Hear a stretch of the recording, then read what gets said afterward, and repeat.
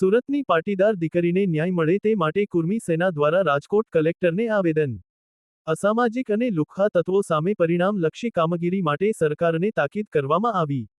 રાજકોટ, સુરતમાં અસામાજિક તત્વોના બ્લેકમેલિંગનો ભોગ બની આત્મહત્યા કરવા માટે મજબૂર થનાર નિર્દોષ પાટીદાર દીકરીને યોગ્ય ન્યાય મળે અને આરોપીઓને કડકમાં કડક સજા થાય તેવી માંગ સાથે આજરોજ આંતરરાષ્ટ્રીય કુર્મી સેના દ્વારા રાજકોટ કલેક્ટરના માધ્યમથી મુખ્યમંત્રી શ્રી ભૂપેન્દ્ર પટેલને આવેદનપત્ર પાઠવવામાં આવ્યું હતું।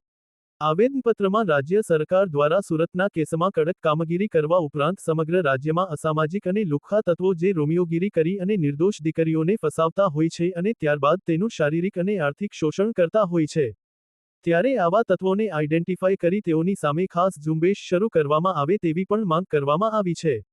આ તકે આંતરરાષ્ટ્રીય કુર્મી સેનાના રાષ્ટ્રીય અધ્યક્ષ જિગ્નેશ કાલાવડિયા જણાવ્યું હતું કે રાજ્યમાં કાયદો અને વ્યવસ્થાની પરિસ્થિતિ કથળી ગઈ હોય તેમ અસામાજિક તત્વોએ માથું ઊંચક્યું છે અને પોતાની તાકાતનો ભય બતાવી ગરીબ અને મધ્યમ વર્ગના લોકોને નિશાન બનાવી રહ્યા છે। કાળા કાચવાળી ગાડીઓમાં બેફામ ફરતા નબીરાઓને કાયદાનો ભય ન હોય તેમ આ પ્રકારના ગુનાઓને અંજામ આપે છે, ત્યારે તંત્ર દ્વારા સ્પેશિયલ ડ્રાઈવ ચલાવી આવા તત્વો પર લગામ કસવાની જરૂર છે।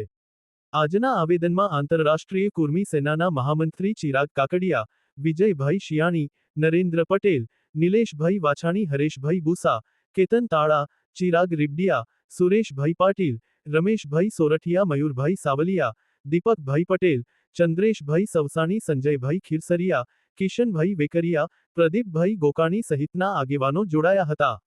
અને ભવિષ્યમાં આ પ્રકારની ઘટનાઓ પુનરાવર્તિત ન થાય તે માટે કાર્યરત થવા મુખ્યમંત્રી ભૂપેન્દ્રભાઈ પટેલને અપીલ કરવામાં આવી હતી।